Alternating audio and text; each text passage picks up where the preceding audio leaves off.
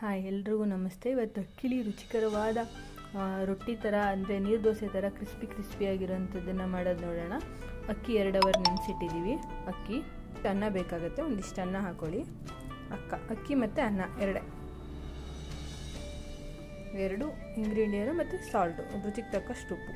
ಇವು 3 ಇಂಗ್ರೀಡಿಯೆಂಟಿಂದ ನಾವು ಎಷ್ಟು ಸೂಪರಾಗಿರುವಂಥ ಬ್ರೇಕ್ಫಾಸ್ಟ್ ಮಾಡ್ಬೋದು ಅಂತ ನೋಡೋಣ. ನೋಡಿ, ಅಕ್ಕಿ ಜಾರಿಗೆ ಹಾಕ್ಕೊಂಡಿದ್ದೀನಿ, ಹಾಗೆ ಸಾಲ್ಟ್. ಬೆಳಿಗ್ಗೆ ಎದ್ದ ತಕ್ಷಣ ಏನಪ್ಪ ತಿಂಡಿ ಮಾಡೋದು ಅಂದ್ಕೊಳ್ಳೋ ಬದಲು ಚೆನ್ನಾಗಿರುತ್ತೆ, ಒಂದು ಸಲ ಟ್ರೈ ಮಾಡಿ. ಸಾಲ್ಟ್ ಹಾಕೋತಾ ಇದ್ದೀನಿ, ತುಂಬ ರುಚಿಕರವಾಗಿರುತ್ತೆ. ಒಂದು ಸಲ ಟ್ರೈ ಮಾಡಿ ಎಲ್ಲ. ನೋಡಿ, ಈಗ ಸಣ್ಣದಾಗಿದೆ, ಅದೊಂದು ಸ್ವಲ್ಪ ನೀರು ಹಾಕ್ಕೊಂಡು ಆಡಿಸ್ಕೊಳ್ಳಿ. ನೋಡಿ, ಈಗ ಆಗಿದೆ ಇದು ಸಣ್ಣದಾಗಿ. ಇದು ನೀವು ಒಂದು ಪಾತ್ರೆಗೆ ಚೇಂಜ್ ಮಾಡ್ಕೊಳ್ಳೋಣ.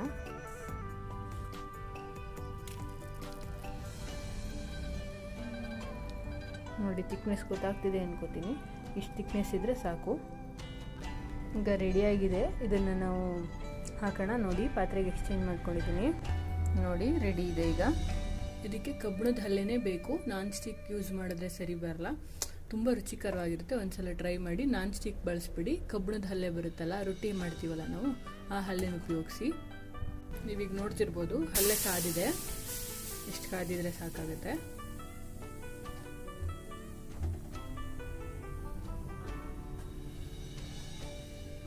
ಇದನ್ನು ನೀಟಾಗಿ ಹಾಕಿ ಈ ಥರ ನೀಟಾಗಿ ರಬ್ ಮಾಡ್ಕೊಳ್ಳಿ ಅಷ್ಟೇ. ದೋಸೆ ಮೇಲೆ ಮುಚ್ಚುತ್ತಿದ್ವಲ್ಲ, ಆ ಥರದ್ದೊಂದನ್ನು ಹೀಗೆ ಮುಚ್ಕೊಂಡ್ರೆ ಮುಗೀತು. ಅದು ಬಿಸಿ ಆಗುತ್ತೆ. ಅದಾದಮೇಲೆ ತೋರಿಸ್ತೀನಿ. ನೀವು ನೋಡ್ತಿರ್ಬೋದು, ಈಗ ಮಧ್ಯ ಮಧ್ಯ ಕ್ರಿಸ್ಪಿಯಾಗಿ ಬೆಂದಿದೆ. ಸ್ವಲ್ಪ ಬೇಯಬೇಕದು. ನೋಡಿ, ಈಗ ಆಗಿದೆ.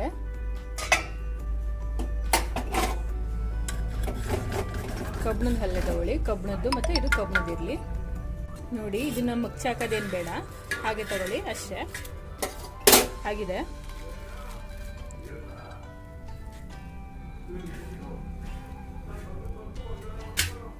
ನೀವಿಲ್ಲಿ ನೋಡ್ತಿರ್ಬೋದು, ಬೇಕಿದ್ರೆ ಮಂದ ಹಾಕೋಬೋದು ಅಥವಾ ತೆಳುವಾಗಿ ಹಾಕೋಬೋದು. ಮೇಲೆ ಸಾಫ್ಟ್ ಇರುತ್ತೆ, ಮೇಲೆ ರಫ್ ಆಗಿರುತ್ತೆ, ಚೆನ್ನಾಗಿರುತ್ತೆ. ನೋಡಿ, ಒಂದು ಮಂದ ಹಾಕಿದ್ದೀನಿ.